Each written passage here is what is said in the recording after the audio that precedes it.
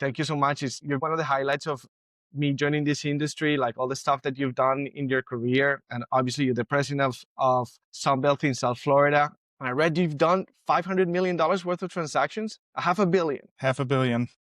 And But congratulations. yeah, it's been a lot of years. It adds up over time.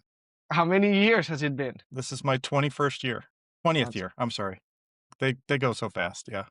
this is insane, man. How did you get started in this industry? I'm second generation actually. So I had a business that was part of in Atlanta that I got out of it. When I moved to Florida, I wanted to be here closer to my family. And my dad was in this business. He started the Sunbelt office in 1997 as like his third career. Okay. And so I moved to Florida and became a broker just so I could see inventory to buy a business. But my timing was really bad. I moved down here in 2005, at the end of 2005, found a business at the end of 2006. But by that time, things just felt really strange down here, right? With the housing market, and it didn't feel really settled. And Yeah. so the idea of buying a business when things didn't feel, things felt at their peak at that time, right? Yeah. And so the idea of like investing all of my savings and risking that with my family, a young family at the time, we had just had a baby, and it just didn't feel right. So I decided to stay with the broker business, which wasn't a great decision in 2008, 2009. But Yeah. by 2012, a lot of the brokers had been washed out of the business, right? And thankfully, I had some savings, and it just worked out so that by 2012, we were like the Bubba Gump shrimp boat. There was not as many brokers left, frankly, and so it was good. It was a good washing out after the craziness from 2001 to 2006.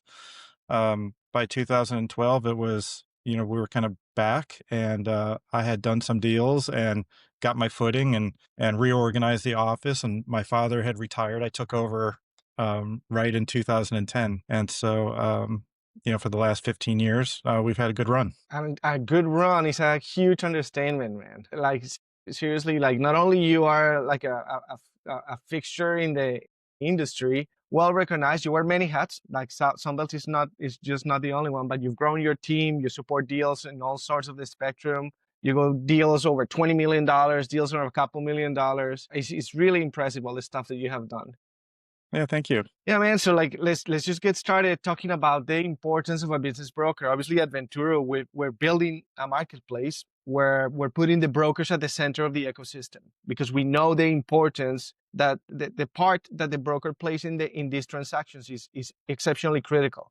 So let's talk about that for a second. What does it mean for a seller to have a broker? Why do sellers need to engage in a broker? Yeah, I think all of these, I'm a storyteller. So all of these questions that we hear every day, we hear them from you, we hear them from sellers, we hear them from referral partners. And so the best I can do is to tell us stories. Why you need a broker, a story that comes to mind was I was reviewing my listings on a business for sale website back in 2019.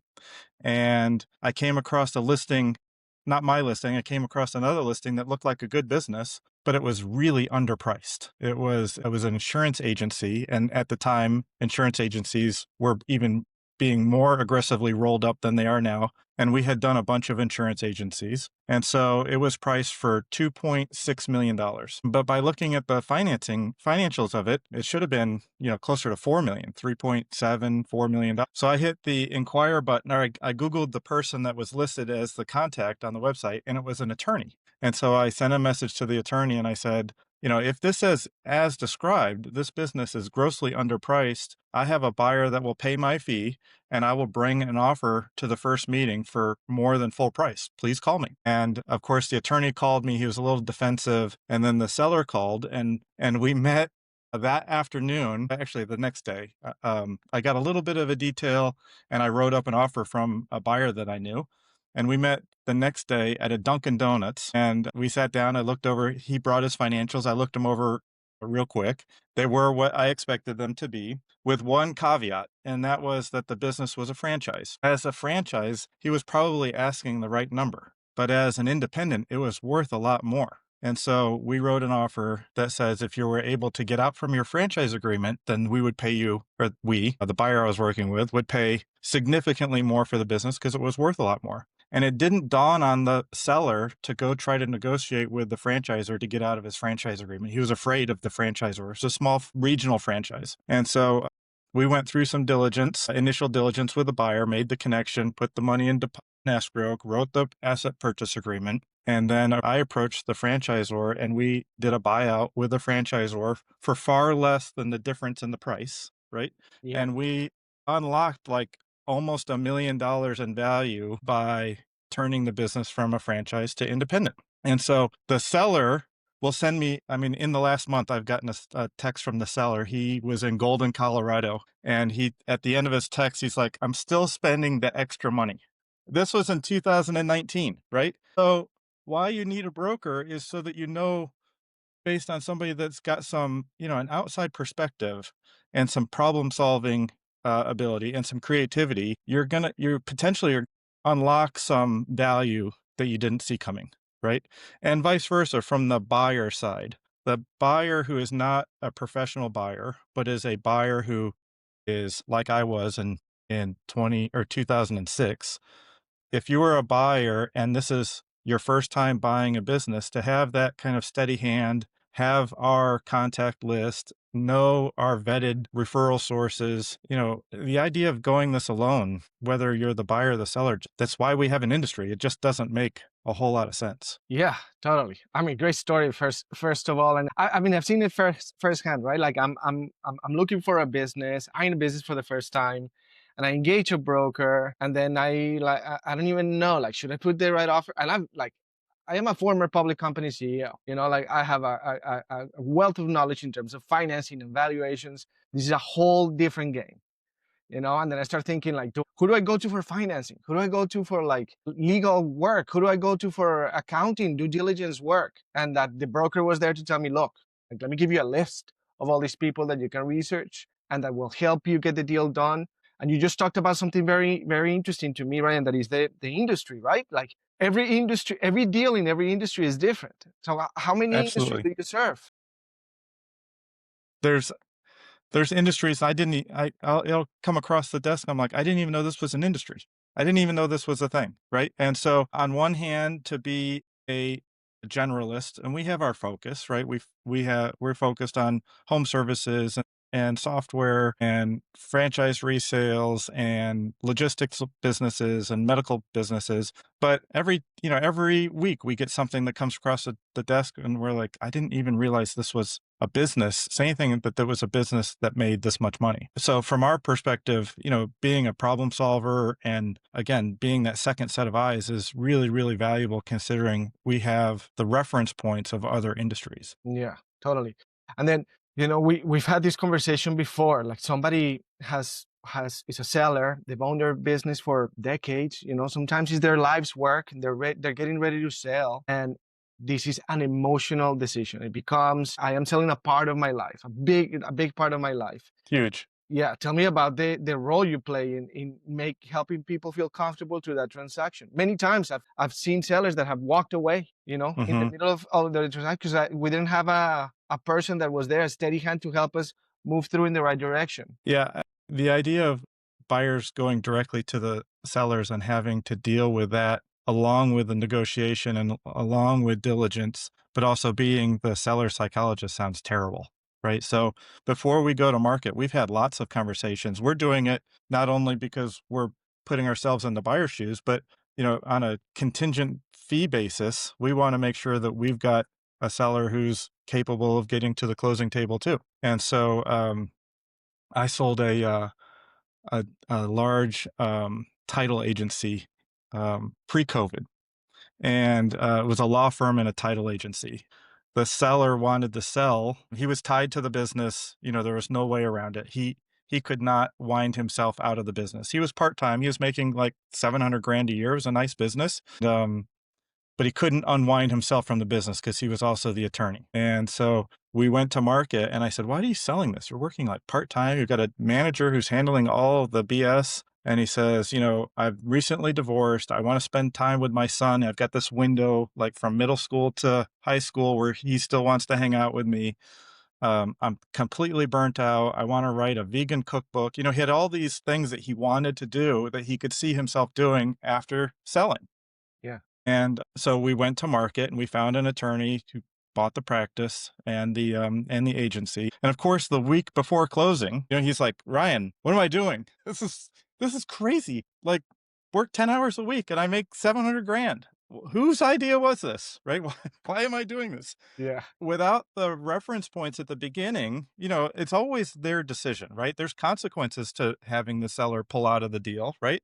But at the end of the day, it's their decision. But to remind them, like, oh, yeah, I have our notes here. His name is Joe. Joe, we were going to do these things, and these are the things that you said you wanted to do. Let's keep the perspective. Let's breathe a little bit. This is every deal that we have. There's a freak out moment on both sides, right? There's a buyer that's signing in blood for a loan, and there's a seller that says, my entire identity is tied to this business. And so if they're willing to have honest conversations with us, we can get through it. The Yeah. DIY part of that, it never makes any sense because the seller, unless they're talking to their therapist, they're not talking to the buyer, right, about these concerns. And the buyer's not talking to the seller about their worries. So it's tricky at the end without having somebody in the middle. So Yeah. this particular Joe, he made it through the transaction. And like 6 months later, I called him and I said, how you doing? How you doing? And Charles was the buyer. This was pre-COVID. And Joe says, hang on to my telephone number. If anybody ever is having that like 2 week before closing meltdown, just give them my phone number. Tell them that, I'm going to talk them out of it. So yeah, he's doing good. He was at the time. This was a long time ago. He was like working out and writing his cookbook and Yeah. going to doing stuff with his son. So, the idea of that journey is really a big part of our job. That's not just the numbers. And it's not in any description, but it also the benefit that you have all these experiences, right? You've seen these thousands of times already. So you can relate really well to the people that are going through this process. And like it's happened to me in almost every transaction that I've completed, we're close to getting to the closing table, or maybe the day of closing, and like I get a call from the telling me like, hey, like Tom is thinking about like not selling. Like he doesn't care. Like he really like wants to like let me talk to him. Like we're gonna need a couple of hours to Yeah. like yeah, Sometimes that's negotiating that one last point, right? The only card that the seller yeah, has to play is that they don't need to sell the business, right? And so at the very end, when everybody's tired and there's one more thing to do at the end, because there's always one more thing. If there wasn't one more thing, we would close, right? So there's always one more thing. And that last thing where the seller's got to swallow hard and do the deal or make a concession. Very common from the other broker comes, he's just not going to sell the business if you don't want to, if this is do or die for you, then it's a die. He doesn't even need to sell. He doesn't want to sell it. He's on the fence. Oftentimes especially oftentimes that's a seller negotiation ploy, right? I'm talking about when we really get to know the sellers, we decide whether or not that's a ploy that's worth all these like little ploys that buyers and sellers use are typically not worth the squeeze, right? The juice is not worth the squeeze. Just be honest and say, this is the why or the why not. But the whole like, I don't need to buy this business. Well, I don't need to sell it or whatever it is, ploy of the day. yeah. Those things are pretty transparent. Yeah, of course. Man, we got to take a parenthesis here because I have to ask you. You started in this industry because you wanted to buy a business, then you stayed here, made it through the financial crisis. Last shrimp boat in the water started just prospering like crazy. I'm sure you have seen some deals over the years where you're like, I would want to buy this one. Like, I'll buy this one. Can you give me like an example, a story of one of those that you've seen that you're like, this was an insane deal? Yeah, my very first deal. But I didn't know what I was looking at. My Oh, very first deal was a lighting business in Fort Lauderdale, down on Marina Mile. I live in Jupiter, so it was an hour away. So there was like strike number one. The business, I met the owner and his wife. They were working 10 to 6 Monday through Friday, selling light bulbs to yacht owners. And if you didn't have like a 90-foot vessel, you were not a customer. Okay, so it was big boats. okay. And most of their clients had their credit card on file, and the purchaser of the light bulb was crew, right? So, you know, imagine this, you've got this light bulb and they come, you know, there's a million different versions of a light bulb on these vessels, and you've got one out, and here comes the owner and their family coming into town this weekend, right? You need the bulb, right? And there's a store down the street. Well, how much are you willing to pay for the bulb? As much as needed. Infinity. You know what I mean? So Yeah. they were not shy with pricing. They, again, it was a husband and wife. They had a bunch of inventory. I had come across them. They had in 2004, they had made $300,000 in profit. 350, I'm sorry, $350,000 in profit, working 10 to 6 Monday through Friday, and they had $100,000 worth of inventory. Well, dummy me, you know, I looked in the book and I'm like, well, this sounds like 800 grand, you know, total. And so we listed it for 750, and the seller was like, great. And so I went back to the office that night. I'm like typing on my computer, putting the listing in, and Yeah. I got a call from a guy from New York who was in the car stereo business who wanted to buy a business down here. I'm like, car stereos, that's not much different than, like, you know, he was selling to our athletes and rappers in Long Island and New York, and he wanted something down here. So I'm like, I have this business. It's perfect. So it was 4th of July weekend. I went out of town. He was coming in town. I said to the buyer and seller, you guys just meet. They met. It was fine. Buyer said, I'll take it. 10 days later, I got the seller's 2005 tax return. This was in 2006. We didn't have the 2005 tax return yet. We were working like on it a year old. Behind. Yeah. A year behind. 2005 tax returns came in and they had made 550,000 in the most recent year, not 350. And so I said to the seller, oh, we already showed the business, and this guy's offered you $800,000 full price. The business is worth like hundreds of thousands of dollars more. You know, what do you want to do? And he's like, I like the guy. Let's sell it to him. And he held the price, and we sold it to him.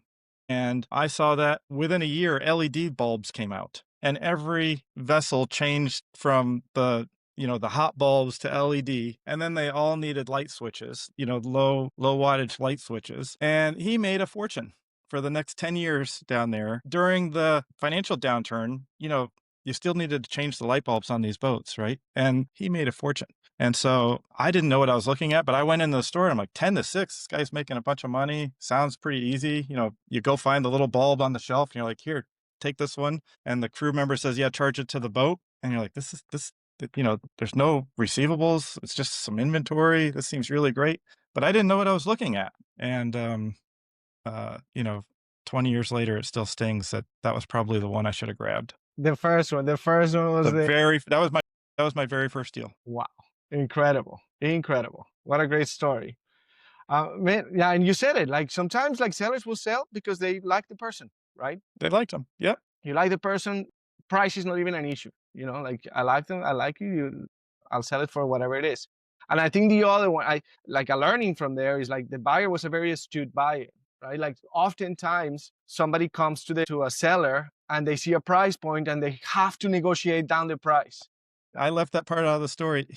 His initial offer was 50,000 less, and his name was Brian. I said, Brian, Don't don't be stupid. Just do it. Just do it. Don't be stupid. Don't limp in. Don't, you know, most of a broker's job working with a buyer is saving them from themselves. Yeah. And just get out of your own way. It's a good decision. You're never going to know the difference. In 10 years, you know, 50 grand was probably a month of profit during some of his good years. So for 1 month of profit, would this be defined as a success or a failure because you gave up 1 month of profit during the 12 years you own the place, right? You know, framing and keeping them out of their own way is a big part of what we do. Yeah, 100%. You know, you're tempted because you feel like you have to negotiate or else. Yeah. The best way of negotiating is offer full price. Let's move. I want this deal off the market immediately. We don't want to get competing offers. And if you're $50,000 off, it might not be the business for you. If do or die is 50 grand, you know, you might be talking yourself into something that you shouldn't do, right? If it's that close. You know, most of the things that I come across, they're either worth it or they're not. And when they're not worth it by a lot, right? And then when they are worth it, they're worth it by a lot. If you get down where you know, I had a deal recently, we were negotiating $12,000 on an $8.2 million. You know, I'm like, what are we doing, guys? It's either worth it or it's not, right? It's worth it or it's not. Yeah. Yeah, I completely agree with you. All right, a couple of questions, rapid fire here. Confidentiality. We've talked about this, right? Like, how important is confidentiality during this whole process? Oh, it's crazy important, and rightfully so. So the sellers are afraid of their staff and their customers and their vendors and their landlord all finding out the business is for sale, employees leaving, the customers, taking things out to bid, vendors changing pricing arrangements or financing terms. And so they want it to be held quiet. What they don't realize, though, is that the employees are just as afraid that the new owner is going to come in and get rid of all the employees, right? Mhm. And that the new owner is afraid that the employees are all going to leave, right? So they share that concern between the buyer and the seller about the employees, just two different ways of looking at it. So confidentiality is crazy important, and there's steps along the way where it comes in most often. So at the beginning, when we're writing the teaser ads or we're writing our marketing descriptions, not describing the business in a way that makes it easy to figure out what it is a big part of the confidentiality process. And then in due diligence, typically there's a phased approach. If the buyer is behaving and he's making hurdles, then you give more and more information. So maybe at the beginning you give a customer list with no names, but towards the end, after they've cleared more hurdles or you've built a rapport with the buyer, that you'll actually provide the names, staff information, vendor information. Oftentimes that gets scrubbed early on and then more information is provided later. But it depends on the business. I had a business once. It was a business that raked the beach from from the Keys to Palm Beach County. And they worked for municipalities, like Miami Beach, right? Condo associations, homeowners, and they cleaned the beach. They raked the seaweed. And if you describe the business as a business that raked the beach, you'd type in raking the beach in Florida, and the name of the business was Beach Raker, right? There was no hiding it. And One so business. Yeah, yeah, so we had to describe it as an environmental cleanup business, right? got That it. had heavy equipment. Everybody thought that they were mowing the grass like in the medians for the DOT Yeah. or doing cleanup around the pond. So it made it harder for me as a broker because I had to talk to a lot of people and then figure out who they were and whether it was a potential match before I could tell them what it was. But eventually we found a person that fit who we would be looking for and then told them what it was, and they loved it. It was a former military guy, and I think they've raked the beach all the way to Savannah now. He's crushed it. Wow. He's done amazing with the business. Oh, I've seen it. Obviously, if you go in the mornings, you'll see them raking. There's only two of them in the state, and you're probably seeing that company. Oh, got it. Very, very cool. All right, so like Ryan, a buyer is gonna buy a business. Most of the people that buy business are not serial buyers like myself. They buy their one business, right? So they've never done it before. What kind of advice would you give a potential buyer? They're getting ready to make that transition. Maybe they've been in the corporate world. They want to be their own boss, take control of their destiny, and so forth. What advice would you have for a potential buyer? Well, it depends on where they are. So if it's during the buying process, it's to get professional help. And what's worth doing is to do it right. So we see buyers who are not going to use an attorney or going to use their neighbor for insurance or their friend for SBA financing or their buddy who's an accountant, a tax accountant for due diligence. What's worth doing is worth doing right. And all of these things have an expense. So if you're going to do like a cash proof or mini QOV, get an accountant that really knows what they're doing, get a business transaction attorney that this is what they focus on to prepare you for what could happen after the sale. Have a broker that is not like, this is all we do. We don't sell houses or condos or even commercial real estate. So find somebody that's a specialist either in your market or in your industry. And then the lender is a huge part of it. So if you're going to use an SBA lender, there's hundreds of SBA lenders, but there's probably dozens who will do your deal. And so knowing who those people are and developing a rapport with them in advance of finding a deal, you don't want to do this stuff on the fly. So you don't want to make an LOI and then go find the attorney and then have a contingency for financing and then go find the bank and then need to do due diligence and have to shop for a diligence provider and need payroll and go shop for a person or need insurance or go shop for a person. What's worth doing is worth planning for and doing right. So whether it's from your networking or from a broker, knowing or attending a conference, those resources are out there. That would be number one. And number two is that there's no free lunch. And so the social media bros are out there saying that you can buy a business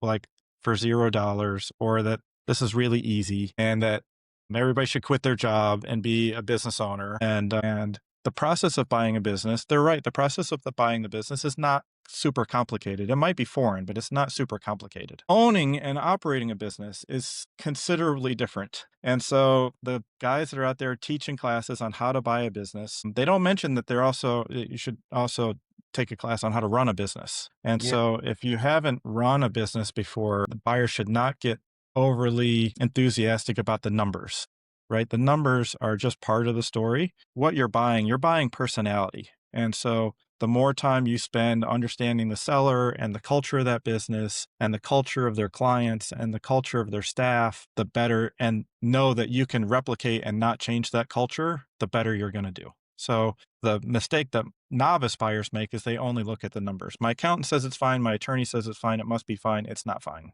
It's fine to buy, but is it the right fit for you is a much, much different question. Yeah, great advice. I mean, I relate in many ways. And obviously, decades of experience running businesses from many perspectives. When you buy a service business, it's all about taking care of the customer, and it's all about the team that takes care of the The customer. team. Yes. Right. If you lose the key member on that team, I've seen it. I've seen it firsthand. Your revenues can go down 30% in 1 month. Right. Yep. And like it'll take a long time for you to recover if you don't understand who the people are and how important they are to the business that you bought. And oftentimes, like, people buy businesses and they don't have the financial literacy to understand, how to operate them, how to run and operate them. You really need to know financial statements. You need to feel very comfortable and understanding, balance sheets, P&Ls, statement of cash. Yeah, I think that's a big part of it. I also think that you have to be able to deal with people.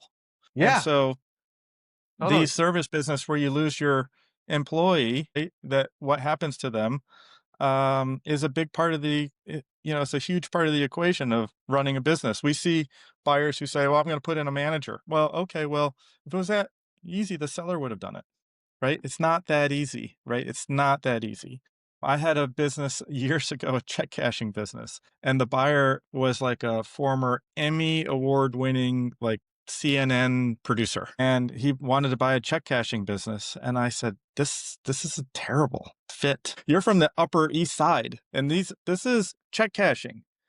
And he bought it, and because the numbers were fantastic and provable, it was one of those rare check cashing businesses that was like super, super clean. And so he bought it. He made all the money he thought he was going to make, and he hated it because, it just were not his people. Right. And I said, it's the same people as it was before you bought the business. You just got so infatuated with the numbers that you thought that, hey, I'm going to love this. And, he sold it within a year. And he got lucky that he bought a great business and was able to sell it as a great business, even though it wasn't a fit for him. But it is amazing how little diligence buyers do about what is a day in the life like, and what are the people I'm going to deal with, and what problems am I going to be solving, and what is the stress or what are the keep you up at night moments. All the buyers are thinking about is financial diligence and getting through the financing and dealing with the attorney. They don't think about the operations of the business as much as they should. Yeah, totally. One of the reasons why we developed the map feature in Venturu is because when I first bought my first business, I need to know how long am I going to have to drive. Right. And it's difficult to ascertain. If I have to drive an hour and a half, you just mentioned Jupiter to Fort Lauderdale, that's going to be a tough one for me. Right? Uh-huh. I needed to know, I'm going to commute 30 minutes. How long am I going to stay there? How long am I going to come back? And in fact, on my first transaction, I did exactly what you talked about. I went weeks. Thankfully, I had a seller that was very gracious. And I would go every day, spend the day with him, learn from him. Way before closing, I spent several weeks learning what he did every day because I needed to feel comfortable that it was going to be a good fit for me. So great advice. All right, Ryan. So our time is up. Thank you so much for You're welcome. This time, and hopefully we'll do it many more times. I know there's so much that you can share for potential buyers and sellers and even brokers that are out there trying to make their way in this industry. I really appreciate it. Congrats on your incredible success. Any last words of advice that you have for potential buyers, sellers, or anybody out there that wants to get in this industry or buy their business? Yeah, go slow. Go slow. Take your time. Take your time. Yep, it'll be there tomorrow. Take your time, and parts of it you need to go quickly, but most parts you can go slow. Yeah. All right. Thank you, sir. You have a good one.